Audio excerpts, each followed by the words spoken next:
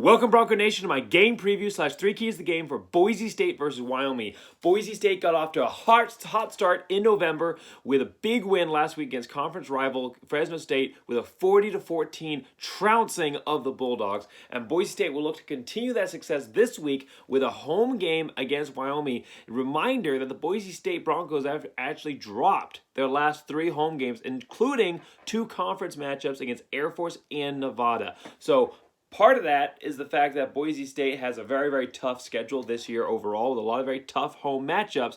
But another part of that is that Boise State has been trying to find themselves and has been in a rebuild year. Well, they seem to have turned the corner here with a big win against Fresno State, a big comeback win against Colorado State. And this is a very different team than we saw early in the season, dropping those close matchups at home and even on the road, of course, with that loss to UCF. But this is a very different team that now has Wyoming rolling in to face the Boise State Broncos. Now, unlike last week, this isn't necessarily a rivalry game. It has had a rivalry feel to it, but with a 14-1 record for Boise State versus Wyoming and only one win by the Cowboys there in that matchup, it's not necessarily a rivalry game. But Boise State cannot sleep on the Cowboys. The Cowboys started off the season 4-0, very, very good in their non-conference play, and then they hit the Mountain West Conference. And I think this is a true testament to how good this Mountain West Conference is that a 4-0 non-conference Wyoming team is 1-4 in conference play.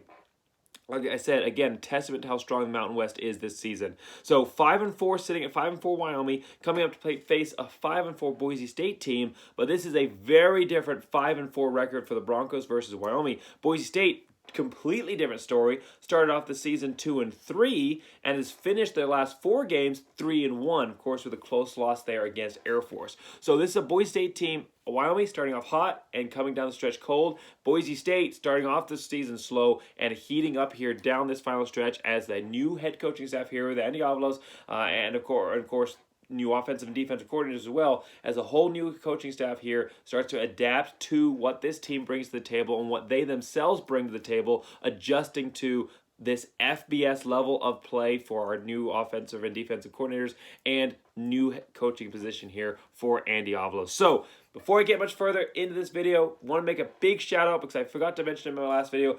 Big shout out to Mike Cornell for designing the video title card that if you were to look this video up on YouTube or if you saw the URL link there on Facebook or Twitter, that title, that image was created by Mike Cornell. So huge shout out to him. I put a little bit of his information there in the description of this video. He does this work and he does a great job at it. So if you want him to design anything for you, I would definitely reach out to him. He does a great job with Photoshop there. It helped my last video. My last video got 800 views, my preview of the Fresno State game. I think part of that was definitely that video, that title card. So big shout out to Mike Cornell. So, all right, this is the blackout game. The blackout game is the game I look forward to. One of the games I look forward to the most out of the schedule every single year. It's just so cool seeing Boise State out there in their blackout jerseys. It just brings a completely different feel to the game, a very different energy. And, of course, it gave me an excuse a few seasons ago to buy another Boise State jersey, which is always a great one. So Boise State blackout game. Fantastic matchup here with Wyoming, a team that, like I said, not a rivalry game, but it's developed a little bit of a rivalry feel with some very close games and, of course, a disappointing loss to Wyoming and Laramie in 2016. So let's get into analyzing this matchup here. We're going to look at the series history. We're going to look at key players for both of these teams. We're going to look at the keys to the game, and then we'll give a summary here and a score prediction, kind of looking at what both these teams bring to the table. So, like I said, 5-4 Wyoming at 5-4 Boise State at 7 p.m., and that's 7 p.m. Mountain Time on FS1 on Friday. So this conference, as far as the series history goes here, like I said, Boise State is 14-1. First game in the series was in 2002. So a pretty young series here, but also it's a young Boise State team. Comparatively, in 1996 was their first FBS year. So, they played them early on in their FBS history, and they won 35-13. And then Wyoming didn't get a win in the series until a surprise upset, of course, with future first-round pick Josh Allen at the helm there to upset the Broncos in 2016. The 28-30 win, featuring in that game also a safety on Brett Rippon that was essential to getting that win there versus leading to a tie that Boise State might have been able to win in overtime. A lot of things that went wrong in that one, but that was a very memorable loss for Boise State fans. It was a memorable loss, I think, for a lot of us because at that point Boise State was 7-0.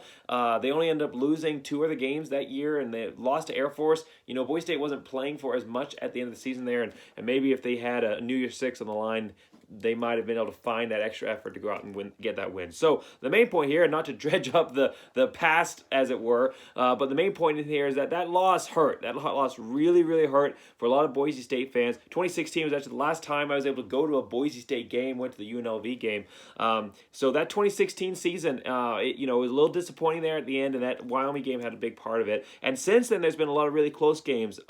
Boise State has won their matchups, the 2018 matchup by 20 points. But other than that, 10-point victory in 2017, 3-point victory, and then an 8-point victory last season in a very snowy matchup there, very low-scoring affair. I believe it was 9-17 there, so a very low-scoring affair in Wyoming. So I don't believe, I should have checked the weather report, but I don't believe it's supposed to snow for Boise State versus Wyoming this year. It'll be a little colder as always, but this should be a much better weather conditions for the Broncos, but it's also better weather conditions for Wyoming, who's coming in with a very hot running game, which is going to benefit from whatever weather conditions they have, especially if the field is not as slick as it was in that Wyoming game. So this is going to be a very interesting matchup. Let's look at these 3 keys to the game here, key players.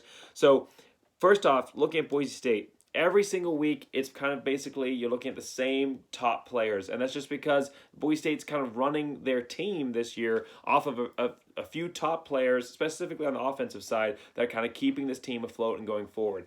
But this week, there's only one key player of the game here, and it's running back George Holani, who had 117 yards rushing and 63 yards receiving in his first game. Or was it 69 yards receiving?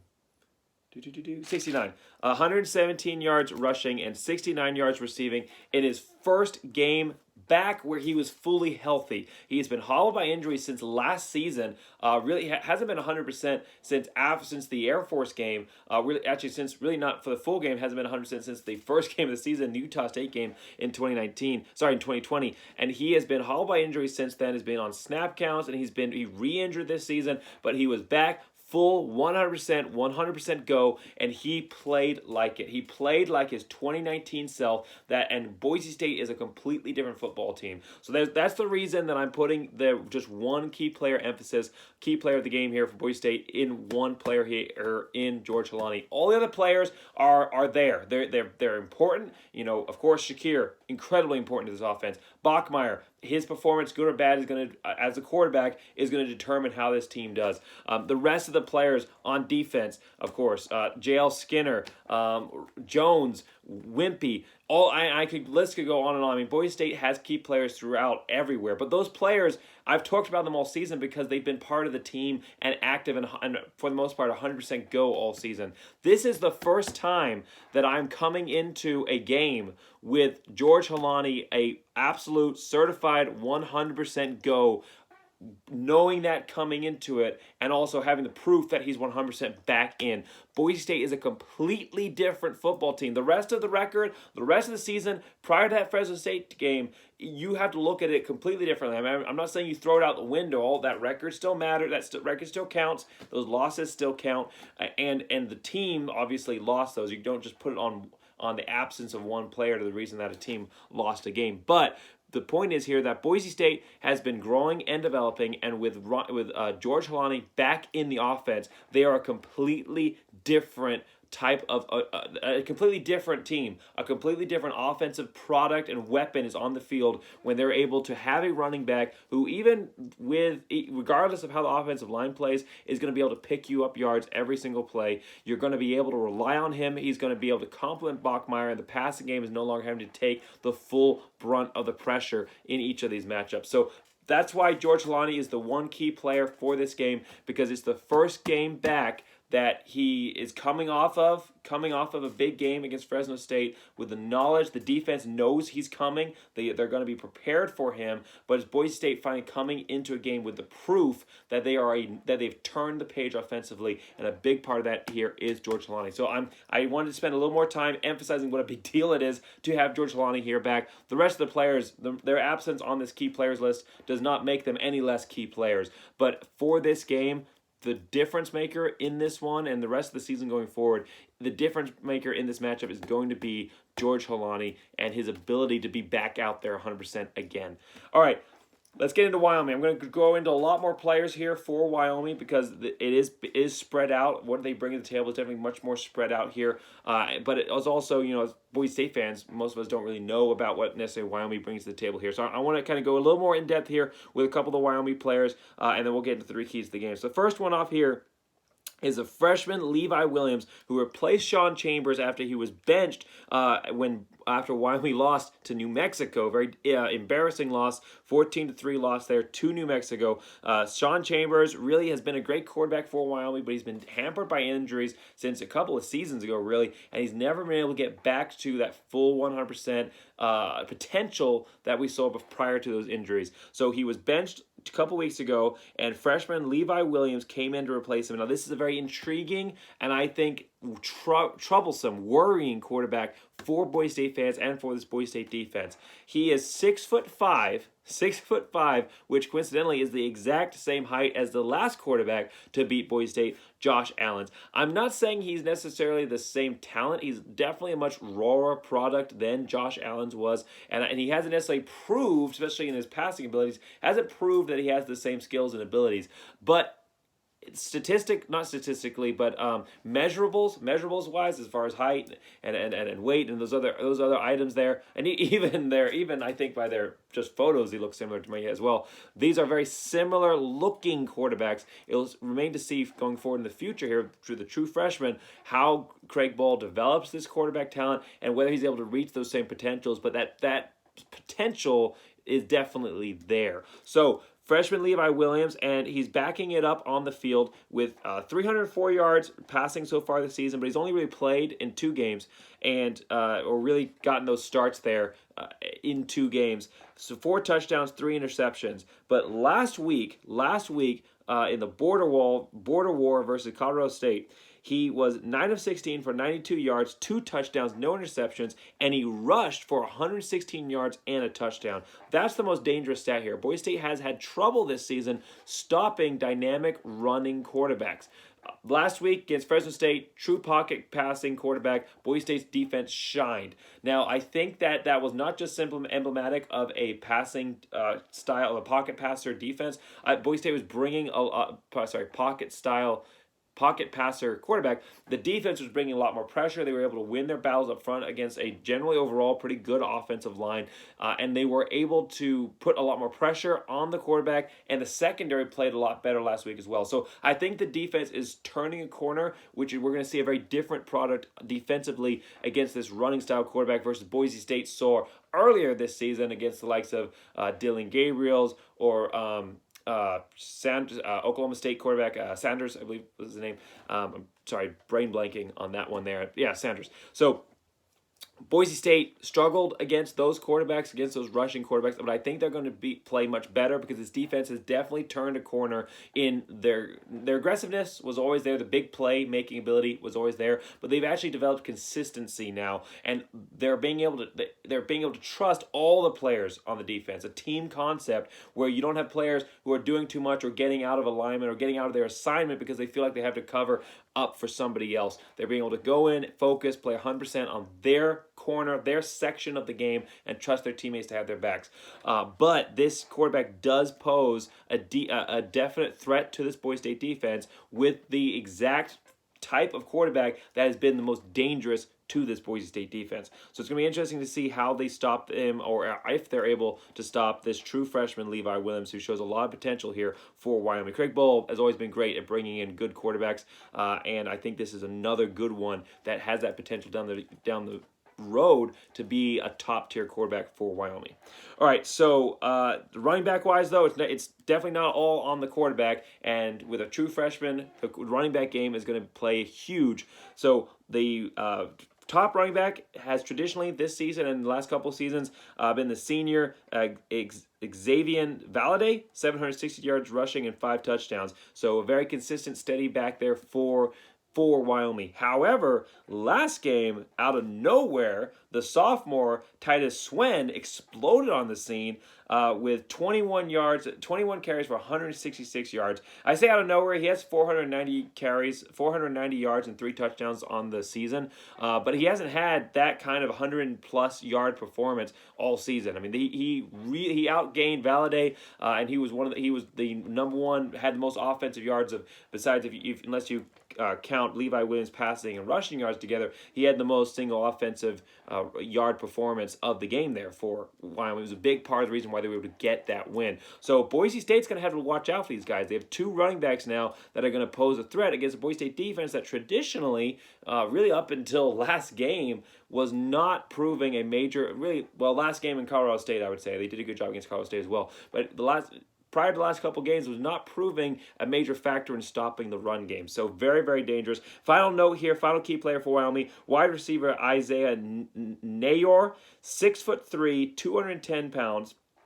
He has only 462 yards receiving. However, out of the 10 touchdowns that Wyoming has thrown this season, he has 8 of them. So this is a massive red zone threat, obviously, with that height, and he's a massive receiving threat overall for this Wyoming offense. And you can bet that the true freshman Levi Williams is going to be looking to his tall, main key here, wide receiver, to try and get the ball out to. So Boise State's going to need to key up on this guy, know where he is, maybe put an extra guy, not necessarily double team, but have an extra guy kind of keeping awareness on this player, making sure that he is not open. Put your tall, put Jail Skinner on him. Whatever Boise State needs to do, they need to know where this wide receiver is, because if they can shut down this main player here for Wyoming, it's definitely going to hamper the abilities of the freshman Levi Williams, who's still trying to develop that game awareness and decision making that you see out of any true freshman quarterback. Still trying to develop that. If Boise State can shut down his key receiver, that's going to play big dividends for this Boise State team.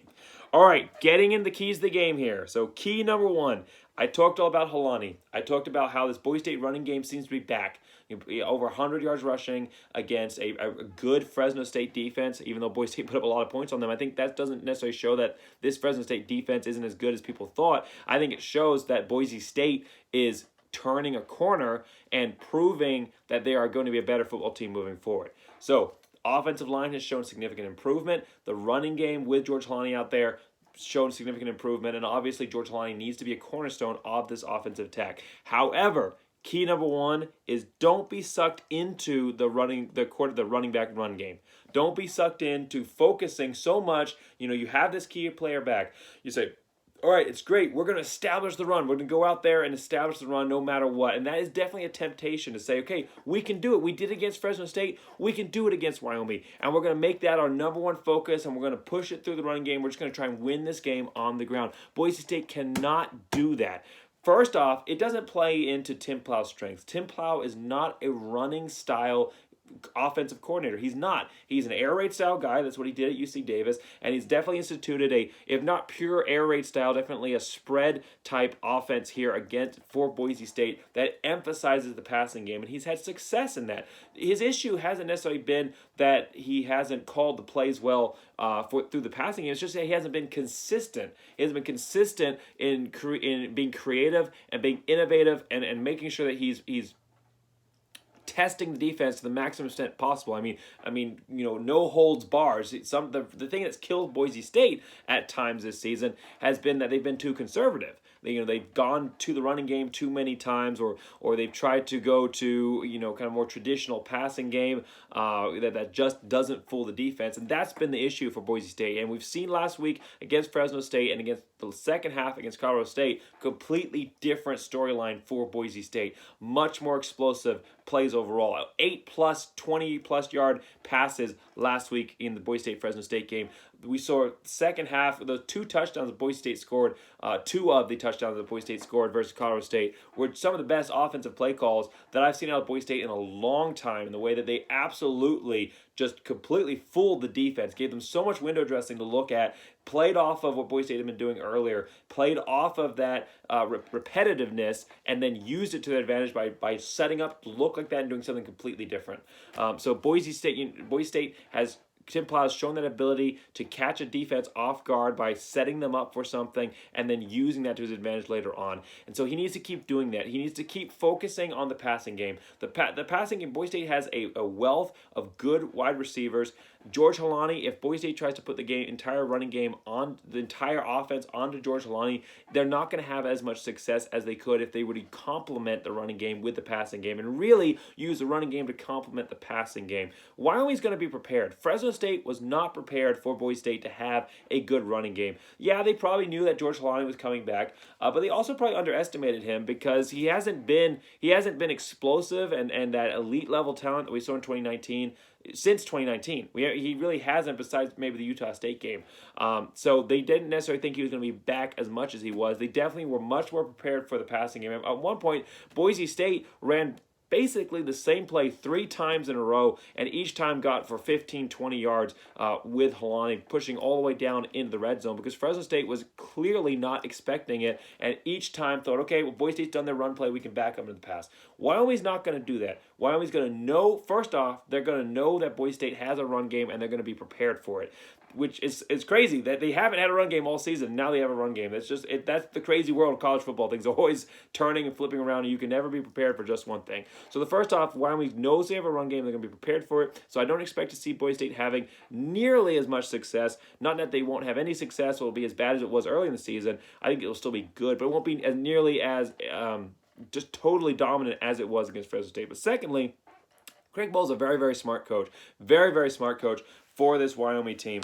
And I think he's going to know that Boise State has a tendency when they wanted to establish the running game. And they have a tendency, with this new coaching staff at least, when they get something working that shows the signs that it might be working, that they try to overexploit it and try to prove that that is something they can just do from now on. I mean, UCF game, Boise State tried to do running plays, or tried to establish a run 3 drives in a row and killed their entire offense and lost the game basically because of that. And they've done it elsewhere in the season where they thought that they had capitalized on one specific thing, whether it was wide receiver sweeps or the Wildcat offense, or last week where they, against Fresno State, where they put in TJ Green, had a great play, great run, great play, and then they just kept him out there thinking they could continue to capitalize on that, and Fresno State ended up capitalizing themselves on that and wiping out basically TJ Green's rushing yards with a massive sack, and of course stopping him on his second run attempt. So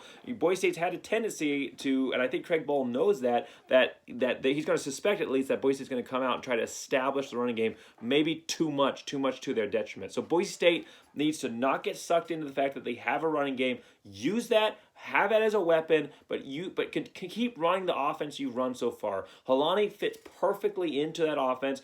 The occasional running game that Boise State has used all season to help suck the defense up and make opportunities for the passing game down the field, using the running backs in the passing game, which of course fits perfectly into George Holani's skill set. Everything that Holani brings to the table fits perfectly into what Tim Plow's been running so far. And in fact, it might be the perfect example of Tim Plow's offense with Holani out there on the field. Because like I said, we haven't really seen what Tim Plow fully brings to the table because he's coming in and playing with someone else's offensive players and trying to establish his style on those players. But I think that those players have adapted to him, and he's adapted enough to those players, adapted his offensive play call and what Boise State brings to the table. And the addition of a not just a competent, but an incredible, and I do believe incredible running back here, a generational running back for Boise State in George Holani, only adds to what Boise State's offense is already bringing to the table, the style that they're already running with.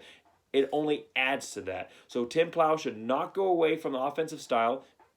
Have a little more trust and faith in the running game, but not try to become so run-centric that they lose all the momentum, they lose all of the cohesion that they've gotten on this Boise State offense between Bachmeier and his wide receivers, getting on that same level. And we've seen the deep ball working as Boise State and Bachmeier's wide receivers are getting on the same page now. We don't want to lose any of that momentum that Boise State has gained to go all in on the running game. Definitely not this season. So first key here, don't be sucked into the running game. And what I mean by that, obviously, is use it, but don't completely monopolize it.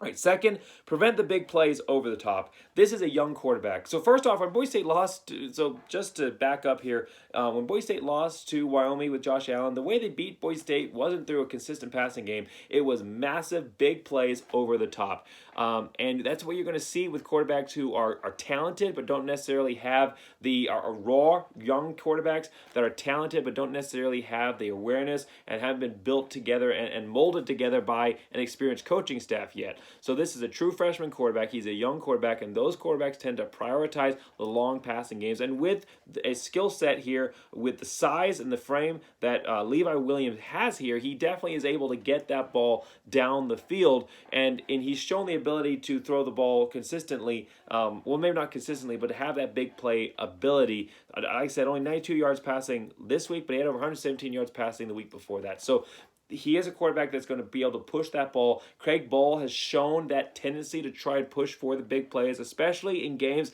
that he knows he's not favored in. He kind of pulls out all the stops and goes with this very, very aggressive offensive style that is basically, like I said, no holds bars, nothing. He plays like he has nothing to lose. Now, Wyoming is playing for a lot here. They're trying to get bowl eligible, and they have a pretty tough schedule the rest of the way out. They play Boise State this week, and then I think they play Hawaii. I believe they still have to play Nevada. So this is a very tough schedule the rest of the way out here for Wyoming to get to that bowl eligibility. And Boise State's playing for a lot because they're playing for potential Mountain West championship game. If they can win out, and a couple other things can happen here. So Boise State, both these teams playing for a lot, but Craig Ball is going to be playing like he has nothing to lose, or coaching like he has nothing to lose. I think Boise State's going to see a lot of big plays over the top, especially with the fact that Wyoming's running game is such a big part of their offense, and Boise State is going to be keyed up to stop that running game. They're going to be getting close to the line of scrimmage than they probably should be. The quarterback and the running back run games are such two huge elements of this offense. You can't ignore it. You can't play like normal. You have to get closer up to the line. You have to be bringing those blitzes. You have to be focusing your defense around that, which is going to open up opportunities back deep. Boise State, they can give up the short passing yards because eventually Wyoming's probably going to make a mistake, or like Boise State's done all season, they'll let some passes up between the 20s but come up solid in the red zone. But if Wyoming's able to score over the top, able to score quickly, get those big momentum shifting, changing opportunities, they're going to be able to capitalize on that. You cannot let an underdog in your own stadium silence the crowd and get momentum with big play opportunities. So Boise State, they can give up some opportunities underneath. They can even allow the running game to have a little bit of success. Just don't allow anything over the top, and Boise State should be fine in this one. All right, third here, emphasize the deep ball. Like I said, over 8 plays last week of 20-plus yards. Boise State finally showing they have the capability to get the ball deep downfield because the offensive line is showing improvement. Is it a great offensive line yet? No. But it has shown gradual improvement over the last few games, really 3 or 4 games. They've been getting better and better and better. It's definite improvement in the second half of the Colorado State game, and I thought a really good game for the offensive line. Perfect? No, but a really good game establishing the run game and preventing quarterback sacks or giving Bachmeier time in that game against Fresno State, something that he hasn't seen all year. And that is why Boise State was able to get the deep ball going, because they finally had time for the quarterback. They were able to stop even, Boise State's had an issue even stopping 3-man blitzes. Fresno State was having to get to the quarterback with actual blitz packages versus just a 3-man rush to be able to. They're actually having to emphasize the blitz to be able to get to the quarterback last week. So Boise State now has an offensive line that's showing the ability to block and to be able to give the quarterback time. So Boise State should take advantage of that. The deep ball down the field will only open up more opportunities for Boise State's bread and butter, which is that short, medium passing rate game. And of course, their healthy, fully 100% running back in George Halani, who is going to be sucking, like I said, Wyoming's going to be prepared for this. They're going to be sucking defenders up to the line of scrimmage anyway to stop this running game. There should be opportunities for Boise State deep down the field. Now, it's a Wyoming team that doesn't give up a lot of passing yards. I had written down here somewhere, yeah, they've only given up, on average, 155.7 passing yards per game. So they're a pretty good defense there. But Boise State can take advantage of the fact, like I said, that Wyoming's going to be prepared to try and stop this running game. The fact that Boise State has a running game now in an offense that has shown an incredible amount of success through the air without a running game, now you add in a competent running game with George Halani back.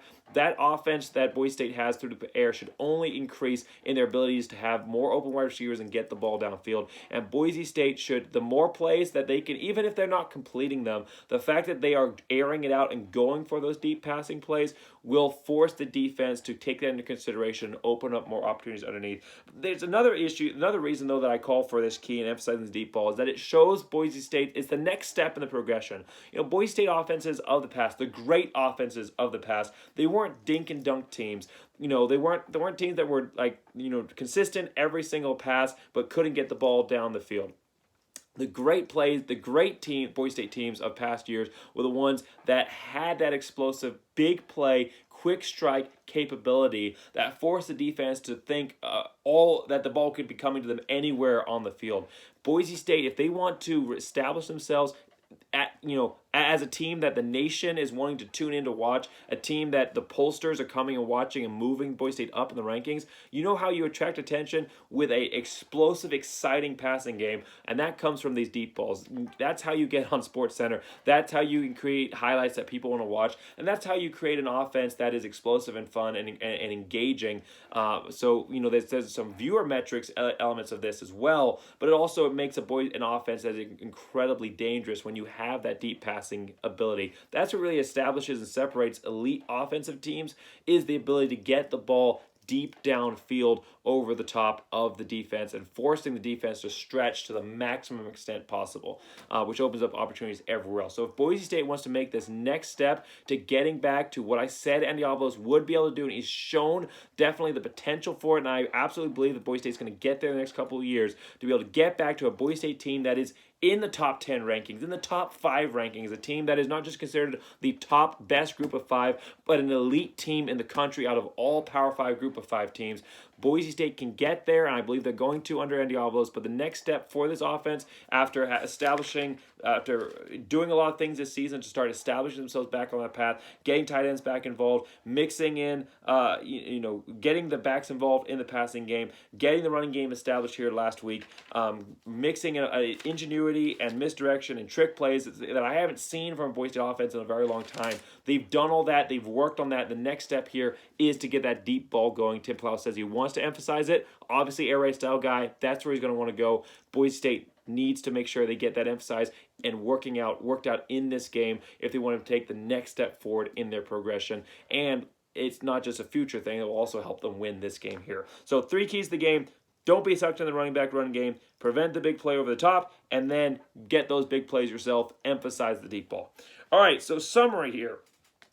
You can probably tell by the tone of my voice and the way that I've been discussing this matchup that it is a Boise State versus Wyoming game where the Boise State is definitely coming in with an advantage. And they are definitely the team that is being looked at not just statistically as a favorite. I mean, Boise State is favored by 13 plus points. I think it's 13.5 points in this one.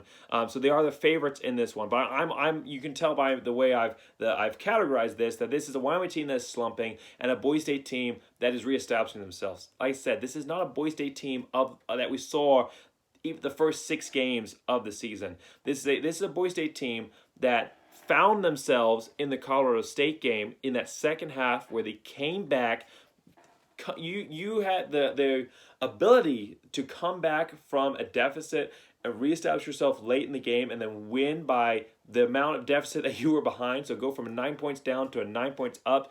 What that does to a team is almost indescribable because it establishes confidence in your entire unit. You're able to look at the guy in the locker room next to you and know that they have your back. It establishes a trust and an energy that is priceless for a team that is trying in a rebuild year, that is trying to build to something bigger and better. That's how you establish those foundations, knowing that even when you're down, you're not out, and that at any point in the game you can win it. No matter what, you're going to be able, you have the ability to come back and win the football game. And we saw Boise State establish that in the Colorado State game. And then they built on that. They came in with that momentum and went and beat, honestly, what I think is one of the best, if not the most, the best. I think they are. They might not be the highest ranked team, but I think they are the most complete team that they've played all season.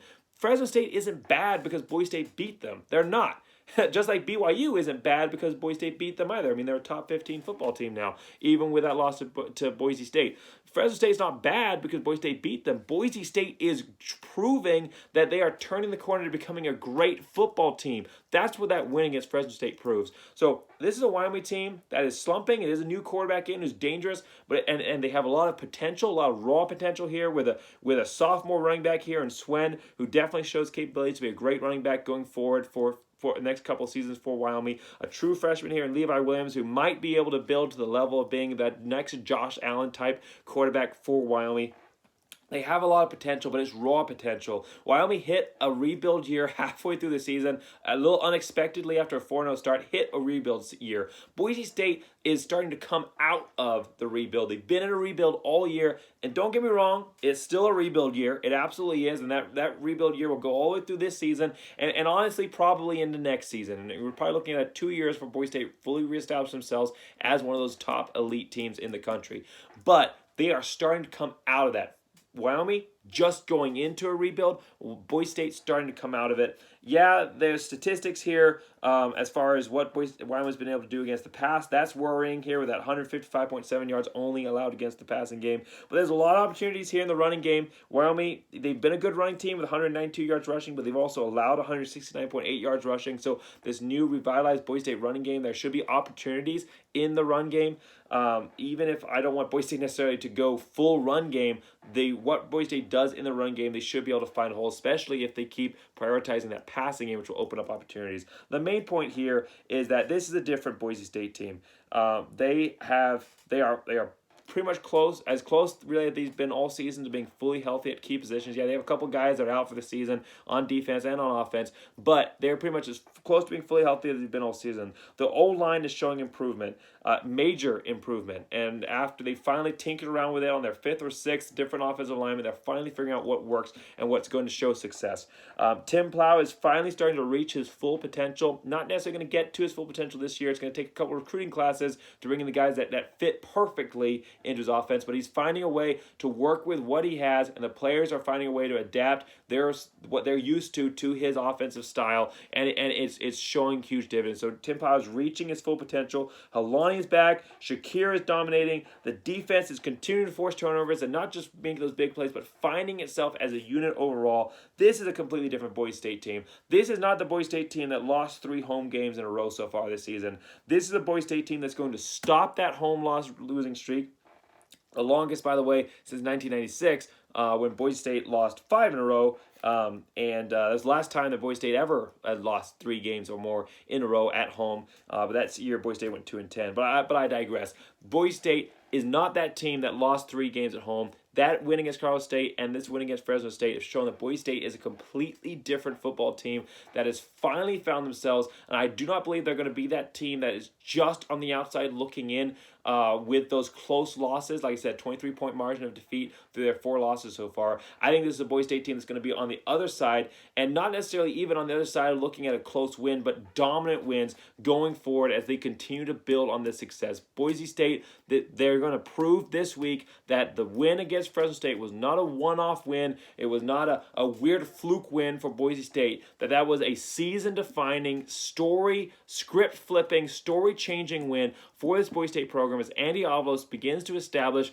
the future here for Boise State, and Boise State begins to attack that future here with a win against Wyoming. I am predicting a win by Boise State, 41-23, 41 points by Boise State and 23 points by Wyoming. That's my prediction here. Thank you for watching my video. As always, make sure you like and subscribe if you haven't already. And as always, go Big Blue!